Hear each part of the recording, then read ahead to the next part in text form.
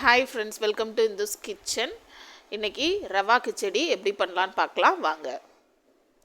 இந்த ரவா கிச்சடி பிரேக்ஃபாஸ்ட்டுக்கும் வச்சுக்கலாம், டின்னருக்கும் வச்சுக்கலாம். இதை எப்படி பண்ணலான்னு பார்க்கலாம். இப்போ ரவையை நம்ம வறுத்துக்கலாம். நான் ஒரு 3/4 கப் அளவு ரவை எடுத்திருக்கேன் இந்த கிச்சடி பண்ணுறதுக்கு. இப்போ ரவையை ட்ரை ரோஸ்ட் பண்ணிக்கலாம்.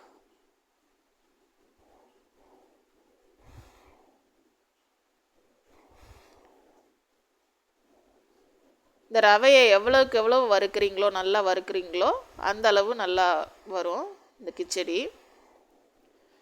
நல்லா வறுத்துக்கோங்க, ஆனால் கறியிடக்கூடாது. அதனால் இந்த மாதிரி நல்லா கைவிடாமல் கிளறிட்டே இருங்க.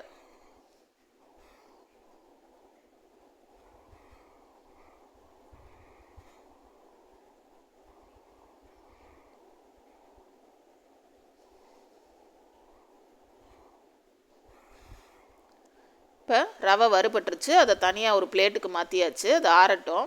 இப்போ அதே கடாயில் ஒரு 2 ஸ்பூன் எண்ணெய் ஊற்றி எடுத்து வச்சுருக்கேன்.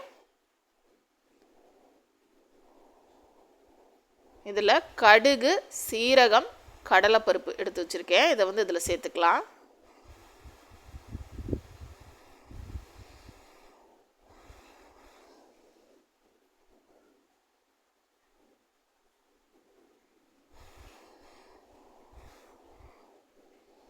நீங்கள் சாதாரணமாக நம்ம உப்புமா செய்கிறத விட இந்த மாதிரி கிச்சடி நிறையா வெஜிடபிள்ஸ் போட்டு செய்யும்போது டேஸ்ட்டாக இருக்கும், ரொம்ப நல்லாயிருக்கும்.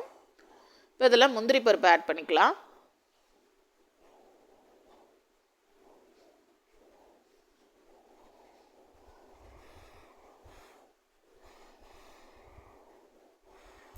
இப்போ ஒரு பெரிய வெங்காயத்தை இந்த மாதிரி பொடியாக கட் பண்ணி எடுத்திருக்கேன், அதையும் இதில் சேர்த்துக்கலாம்.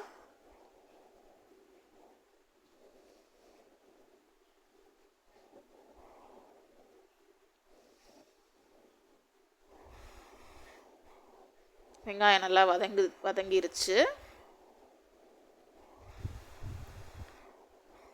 இப்போ இதில் கொஞ்சமாக இஞ்சி, 2-3 பச்சை மிளகாவை இந்த மாதிரி கட் பண்ணி எடுத்துருக்கேன், அதை இதில் சேர்த்துக்கலாம்.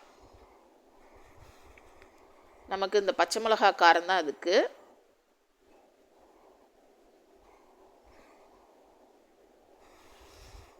இப்போ 2 பெரிய தக்காளியை இந்த மாதிரி கட் பண்ணி எடுத்துருக்கேன், அதை இதில் சேர்த்துக்கலாம்.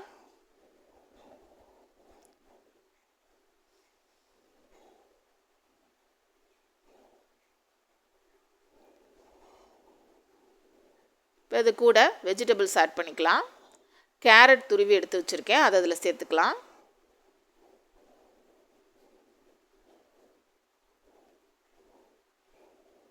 உங்களுக்கு என்னென்ன காய்கறி போடணும்னு நினைக்கிறீங்களோ அதெல்லாம் நீங்கள் இதில் சேர்த்துக்கலாம். பச்சை பட்டாணி சேர்த்துக்கலாம். நீங்கள் இதில் பச்சை பீன்ஸ் கூட நம்ம சேர்த்துக்கலாம்.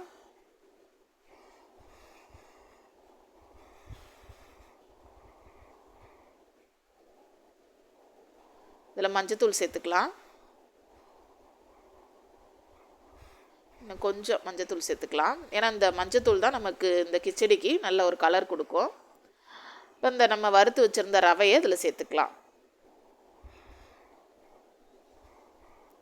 ரவை சேர்த்துட்டு இதுக்கு தேவையான அளவு உப்பு சேர்த்துக்கலாம். இந்த கிச்சடிக்கு தேவையான அளவு உப்பு சேர்த்தாச்சு. இப்போ இதை நல்லா கிளறி விட்டுருங்க.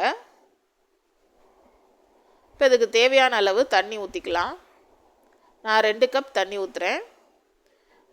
ஒவ்வொரு ரவையும் ஒவ்வொரு மாதிரி தண்ணி எடுக்கும். நீங்கள் எந்த ரவை யூஸ் பண்ணுறீங்களோ அதுக்கு எவ்வளோ தண்ணி ஊற்றணும்னு பார்த்து அந்த அளவில் ஊற்றிக்கோங்க. இதில் 3/4 கப்புக்கு நான் 2 கப் தண்ணி வச்சுருக்கேன், அது கரெக்டாக இருக்கும்.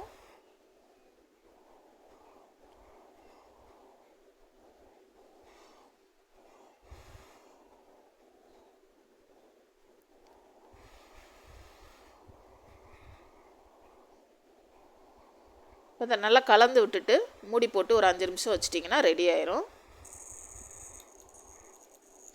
பாருங்கள், ரவா கிச்சடி ரெடி ஆயிடுச்சு. இதில் லாஸ்ட்டாக கொஞ்சமாக நெய் ஊற்றிக்கிறேன். நெய் ஊற்றி இதை கிளறி விட்டுக்கலாம்.